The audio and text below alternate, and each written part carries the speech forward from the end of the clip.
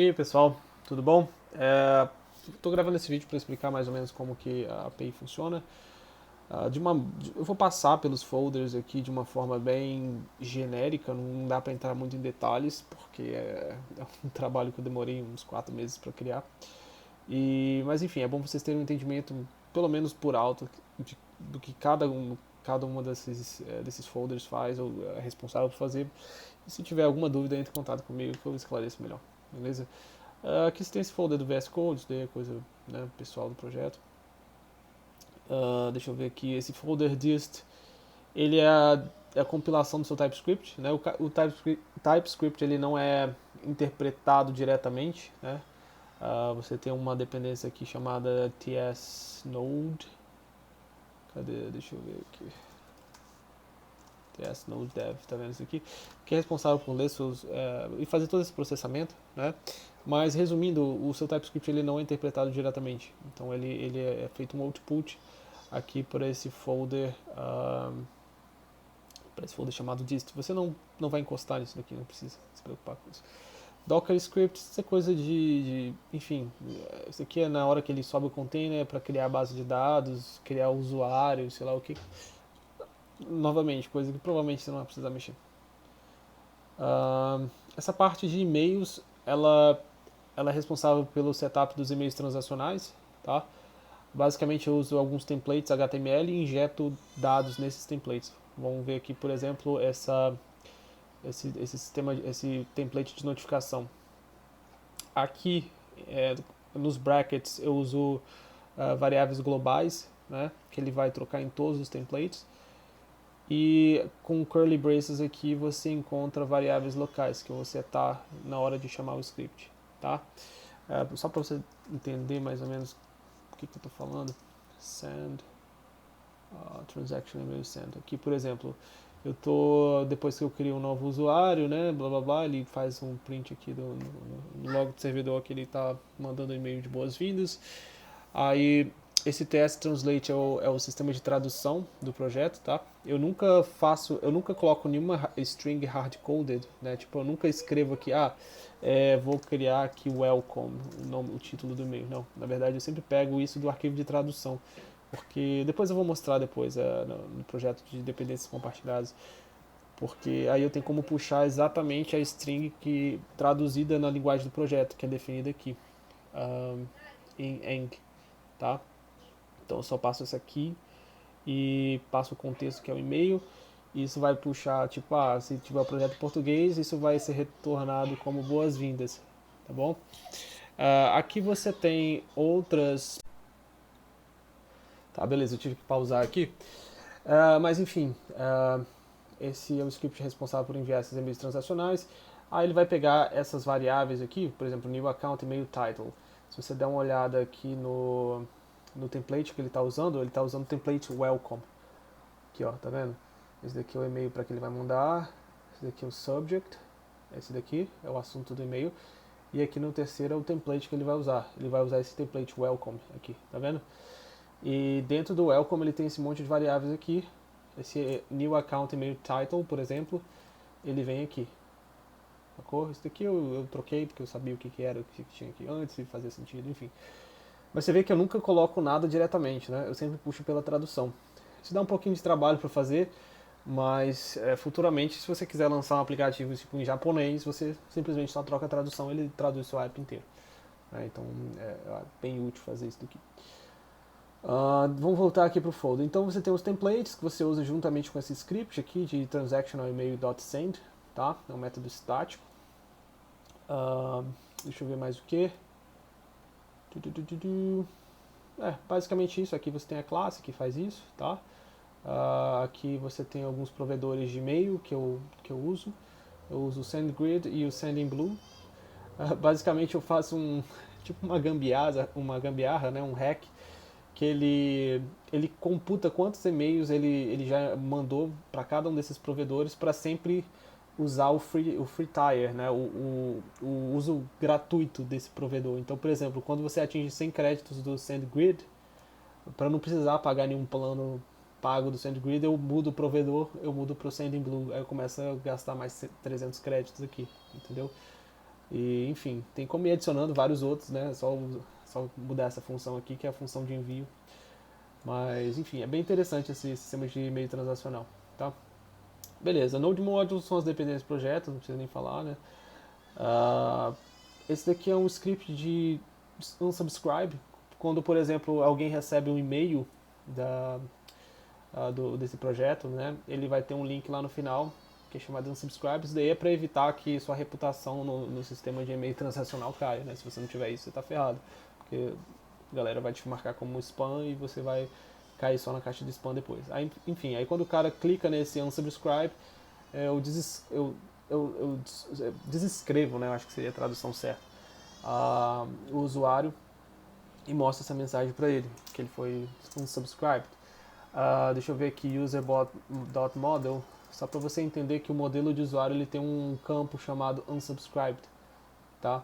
E esse campo unsubscribed é um boolean true ou false. Aí quando ele está true, eu paro de enviar e paro de encher o saco desse usuário, beleza? Mas vamos voltar aqui. Tá, a pasta pública é aquela pasta estática, né? Você consegue acessar isso diretamente pelo browser. A source aí que vem o projeto em si. Você tem aqui arquivos de configuração, tá? Esse app.env, por exemplo, ele puxa várias informações do nosso arquivo .env, que é configurado aqui do lado, saca? Mas por que eu não referencio diretamente no código esse process.env.name? Por causa dos typings, né? Eu perco aquele IntelliSense. Então é muito mais cômodo para mim eu digitar app.env. Aí eu sei qual é a env que eu quero aqui. Eu quero de autenticação. Por exemplo, Google Auth, eu quero o que é do Google Auth, eu tenho o Google Client ID, beleza? Porque a outra alternativa era usar diretamente isso daqui, mas olha aqui, eu não tenho type, ele não fala o que eu tenho aqui, sacou? Então fica muito ruim. Então sempre que você adicionar alguma coisa no .env, lembra de jogar para dentro desse env.ts, porque é isso que a gente usa como variável de ambiente, tá? Não é o arquivo .env diretamente. Deixa eu parar de salvar aqui. Tá, beleza. Inversify é o arquivo de inversão de dependências. É um pouquinho complexo isso daqui, mas é só você saber que quando você criar um controller, um service aqui, você tem que registrar ele aqui nesse arquivo Inversify, tá? Por exemplo, aqui o user repository, user service, user contact, tudo registrado aqui. Se você não fizer esse registro, ele não vai funcionar, tá? Daqui a pouco a gente vai falar dos models e, enfim, vai entrar nisso daí um pouco mais em detalhe. Mas é para isso que esse arquivo serve. Constantes são constantes globais, por exemplo, essa constante pega o path raiz do projeto. Isso daqui deveria estar aqui, né? Poderia refatorar, deveria estar em path constant. Aqui o path static, né? Que é o public aqui, no caso. São variáveis para facilitar ali. Às vezes eu preciso salvar um arquivo, então para não ficar chamando a mesma coisa sempre, eu puxo diretamente essa variável, né? Deixa eu ver mais o que. TS Num Decorator. Deixa eu ver o que é isso. TS Default Decorate TS Num Decorator. Isso daqui são variáveis de validação, né? Por exemplo, quando eu tenho um DTO, um Data Transfer Object. Deixa eu ver aqui, alt.dto. Eu uso isso daqui para puxar a tradução do erro, né? É meio complicado isso daqui a pouco eu vou explicar o que é um DTO. Mas é basicamente uma classe que eu coloco os campos, né? Nome, e-mail, password, confirmação de senha, sei lá o que. E eu consigo validar isso de uma forma super fácil, né? Eu só jogo isso daqui como middleware da request e ele vai validar minha request. Eu acho que quem já usou o Nest.js sabe para que serve isso daqui. E é bem útil para a API. Deixa eu ver aqui. Tá, voltando aqui, tava onde? Estava na validate, beleza. Erro é a parte de erro, né? Eu pego um erro base aqui e eu acabo estendendo essa classe principal de application error. Basicamente serve para eu facilmente retornar um erro através da minha API. Por exemplo, aqui vamos colocar no forbidden. Aqui por exemplo, nessa classe de autentificação no auth.service, por exemplo, quando dá alguma falha ali no refresh token, quando ele está inválido, eu já jogo esse throw new forbidden error. Então o usuário vai receber um status do Forbidden, que eu acho que é 403, se eu não me engano. A mensagem, sim, falando, o seu refresh token está inválido e tal. E, enfim, são classes para manipular essa parte de erro na aplicação, né, de forma muito mais fácil. Né, porque uma outra alternativa seria eu falar aqui, return response.status response.status. Sei lá, eu coloquei bad request, nem sei qual que é, eu acho que é 400, se não me engano, .send, aí coloca aqui, blá blá blá. Enfim, eu poderia fazer isso, mas isso daqui é muito feio, sabe? É muito mais sólido você mandar o erro diretamente aqui. Eu tenho um middleware que vai capturar esse erro e mandar pela API, então está tudo pronto já, tudo já feito para vocês. Você vê que eu me inspirei muito no Nest.js, basicamente, para fazer esse boilerplate, né? Ele é um Express com a cara de Nest.js, mas não é exatamente o Nest.js, é mais fácil do que o Nest. Deixa eu ver aqui. Tá, falando do erro. Generics, essa é uma classe de abstração de um CRUD. Tá, então essa classe CRUD aqui, ela é uma abstração de um CRUD. Basicamente é isso, né? Pode parecer bruxaria o que está escrito aqui, mas isso facilita a criação de um CRUD, é isso que ela faz. Deixa eu te mostrar como que ela é usada, por exemplo, aqui nesse model aqui chamado de instituição, que é um model exemplo que eu coloco aqui. Se você for aqui no controller, na verdade estaria no repository, que é onde eu lido com a base de dados. Olha, é isso daqui. Basicamente é isso. Tipo, em vez de ter que colocar todo aquele negócio, create new, sei lá o que, toda aquela blá blá blá do Express, eu só estendo a classe CRUD, aí eu ganho acesso a todos esses métodos aqui. Quer ver? Dessa classe. O método update, o método read, o método create e por aí vai. Então, por exemplo, aqui no meu service, eu posso utilizar os métodos daquela classe CRUD, né? Eu coloco o institution repository, eu faço a injeção de dependência aqui, né, com o método privado, e faço aqui, this.institution repository.create. Aí eu crio com uma linha de código, eu só coloco aqui alguns detalhes, por exemplo, o modelo que eu quero criar, eu vou passando no institution, algumas propriedades específicas, né, os dados desse modelo que eu estou criando, e passo aqui alguma coisa opcional, que é esse populate keys, para fazer aquele one-to-many, aquele sistema de relacionamento e tal. Eu posso passar ou não essa variável opcional aqui. Aí eu faço um read aqui, super simples também, tá? Update, super simples, com uma linha, e um delete com uma linha. Então assim, eu criei um CRUD, só dando um Ctrl+C e Ctrl+V, o meu trabalho para criar um CRUD aqui é só mudar o nome de variável, porque tá tudo pronto aqui, entendeu? Ele só estende aquela classe em que as bruxarias são feitas, que é essa classe que eu criei aqui. É um pouquinho complicado, foi um pouquinho complicado de ser feito, gastou algumas horas, mas ela basicamente abstrai o salvamento na base de dados, a deleção, todo o processo de CRUD está abstraído aí. Enfim, aí ela pode ser reutilizada. É claro, se tiver uma situação um pouco mais específica, a gente cria ali a lógica aqui, né? Vamos supor que a gente tem alguma coisa um pouco mais específica. Mas fora isso, a gente só usar uma linha aqui a gente está fazendo um CRUD, tá?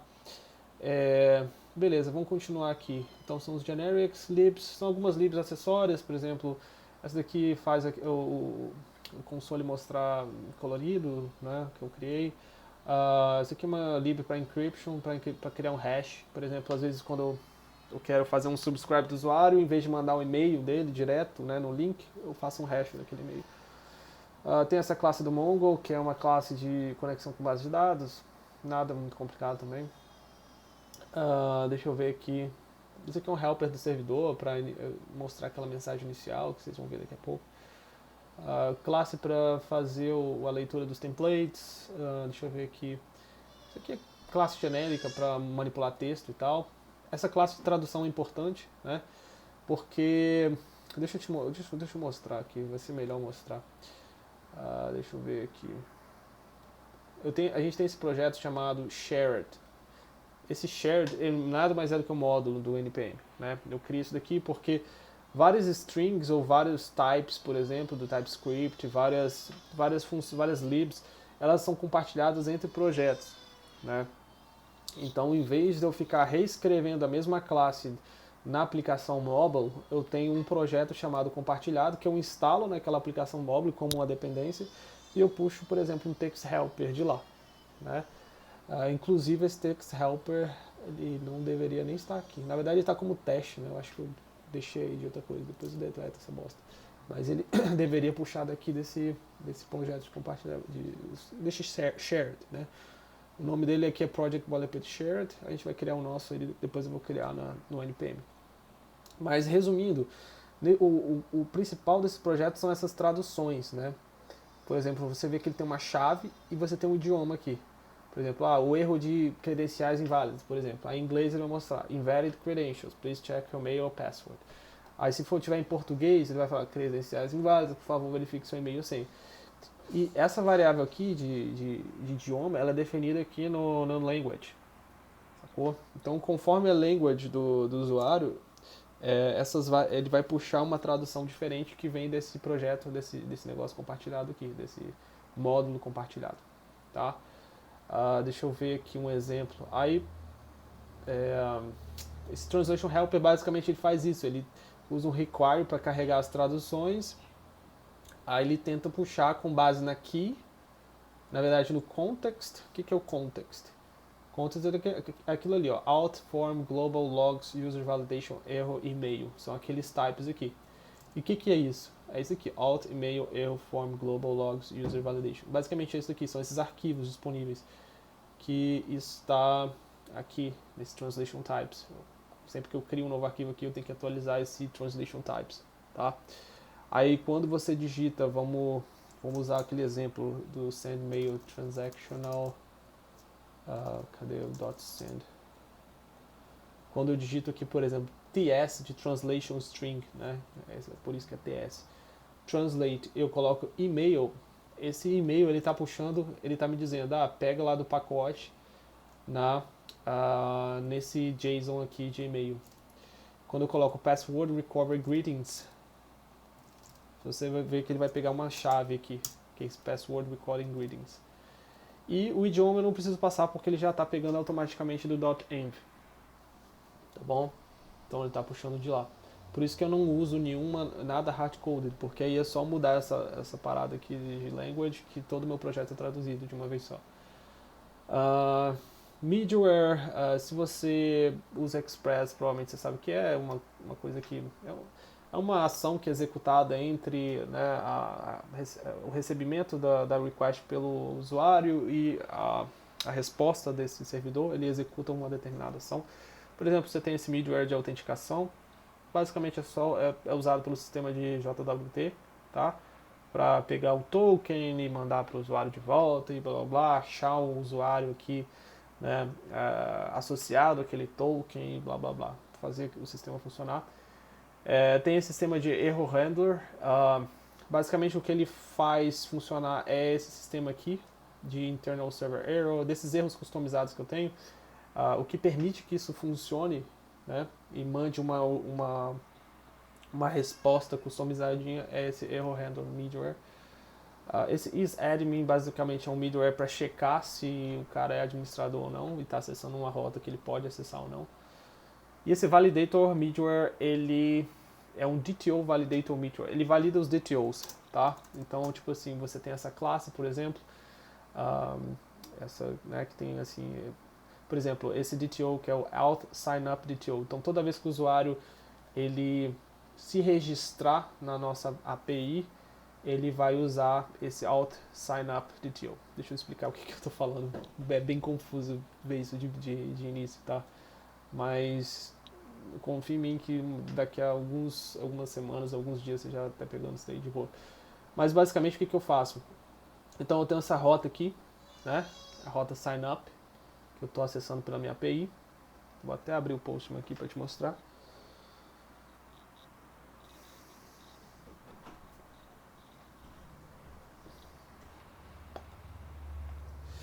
Aí nessa rota aqui, deixa eu ver cadê o meu workspace, project boilerplate, beleza.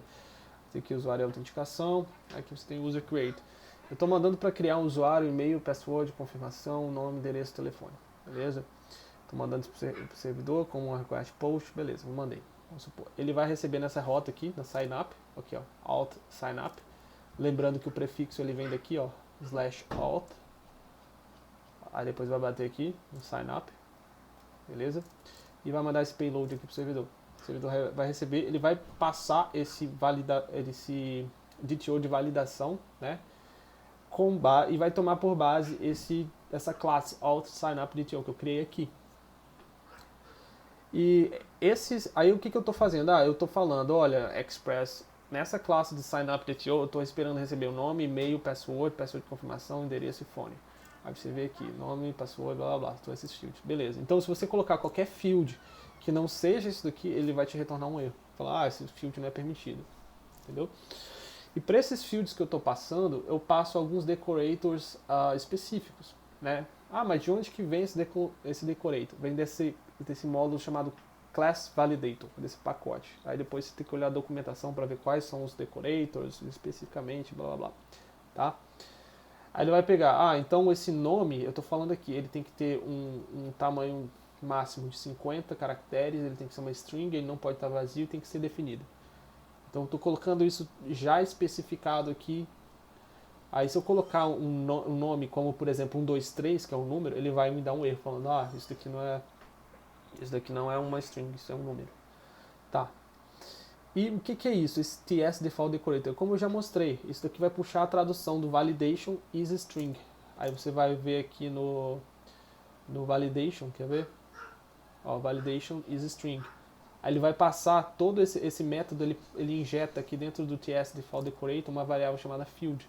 Aí ele vai passar, por exemplo, o campo nome deve ser uma string, entendeu? No caso desse isString, sabe? Então você consegue traduzir todas as mensagens de erro de uma vez só, em um só lugar. Isso aqui é muito foda, porque você consegue escalar a sua aplicação do ponto de vista de traduções de uma forma bem fácil, tá? Então é isso que são os DTOs, tá? Só para mostrar aqui. Deixa eu ver mais o que. Aí eu tava aqui nesse validator, expliquei para que serve esse validator. Agora vamos falar dos módulos. Os módulos são os modelos da sua aplicação, né? Se você não conhece o que é o modelo MVC, você dá uma olhada aí. Se você não sabe o que é MVC, provavelmente chegando aqui nessa parte do vídeo você deve estar confuso pra cacete, né? Mas tenha fé que você vai conseguir, né, ajudar no projeto. Não desiste não. Mas enfim. Eu tenho vários módulos principais aqui no boilerplate projeto. Eu tenho esse módulo, né, no caso, autenticação. Institution é só exemplo, tá? Ele não serve para nada, resumindo. Log é para logar na base de dados algumas coisas que eu preciso às vezes. E o principal aqui também que é o módulo de usuário, tá? Aí vamos colocar como exemplo o módulo autenticação. O model autenticação, não o módulo. O model autenticação. Você tem 3 arquivos principais, que é o controller, o repository e os servers. O controller, basicamente, ele só recebe as rotas. Você configura as rotas e chama um service específico. Essa que é a função do controller. Você não coloca a lógica de aplicação no controller. Né? Repetindo, não coloque a lógica aqui. A lógica vai no service, tá? E a interação com toda e qualquer interação com base de dados vai no repository.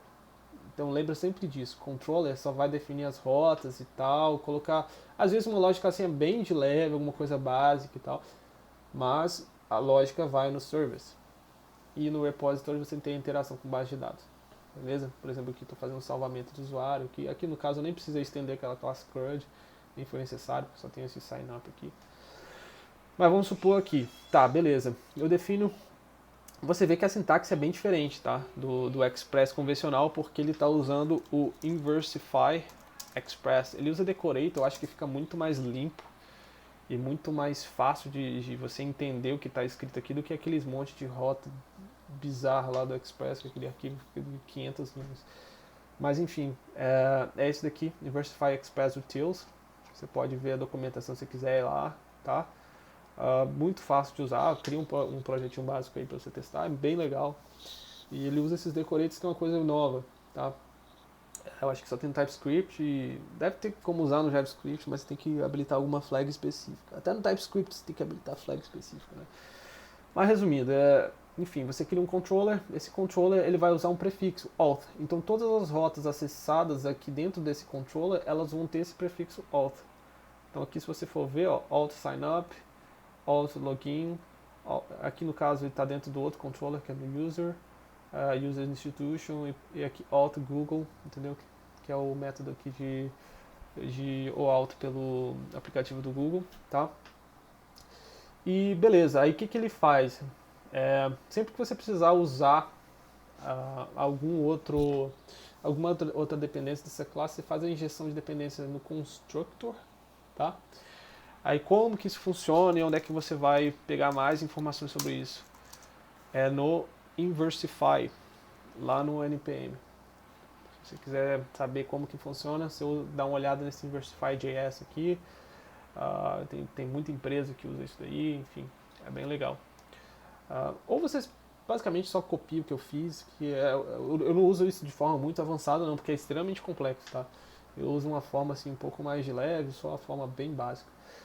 Mas enfim, aqui ele está fazendo a injeção de dependência, está injetando aqui para dentro da classe Alt Controller esse Alt Service, e eu consigo usar ele aqui dentro da minha classe. Por exemplo, se eu faço this.altService e chamo aqui um generate Google Auth URL, por exemplo, e retorno para o usuário, no caso desse, quando ele acessa essa rota, Google /URL, na rota redirect que ele redireciona o usuário para tal lugar e tal.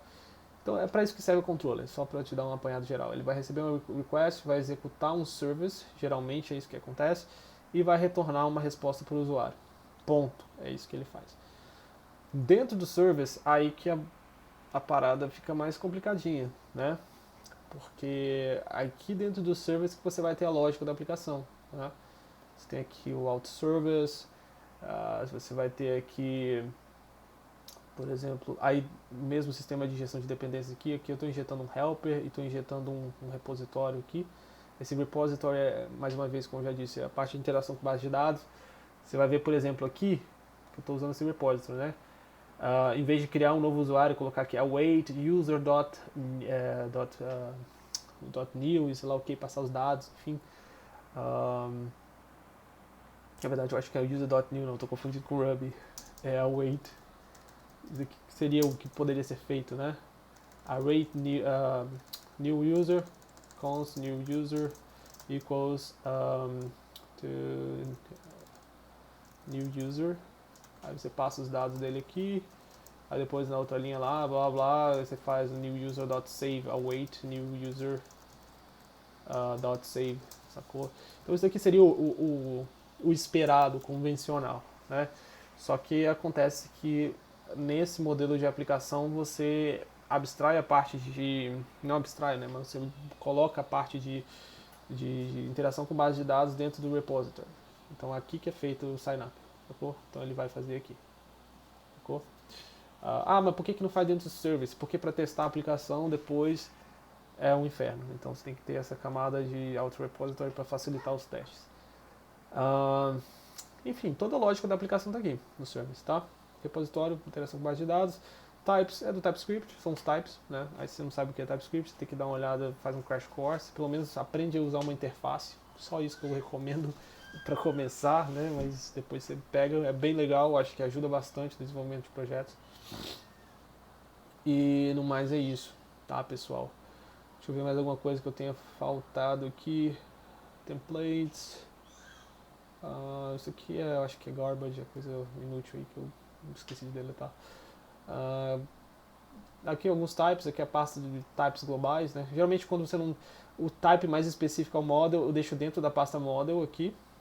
Por exemplo, isso aqui tem um auth types. Agora se é algo mais global, tipo do Express e tal, eu coloco nessa pasta types aqui, mais alto nível, sacou? Isso daqui, por exemplo, deveria estar dentro da pasta user, né? A gente vai fazendo um vídeo aqui, vai vendo várias oportunidades de refatorar esse projeto. Depois eu tenho que até fazer isso. Mas enfim. Deixa eu ver mais o que está faltando.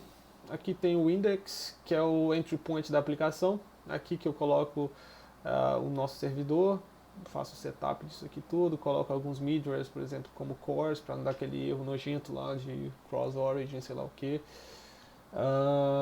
Esse Morgan é só para logger, é coisa bem inútil assim. Ele só loga as requests, não loga, é só para debug, né? Aqui você coloca aqui a pasta estática, configura e tal. Isso daqui faz possibilita o Express de usar JSON nas respostas e tal.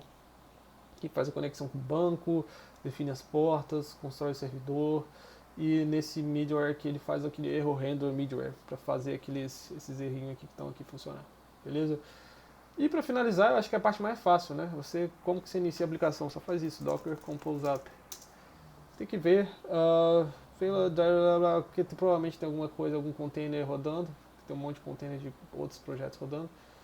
Eu sugiro essa aplicação aqui, essa extensão do VS Code para você manejar os seus containers de forma mais fácil. É só ali, você vai lá e dá um stop. Isso aqui é muito útil para mim, tá? Agora vamos lá, vamos dar um docker compose up.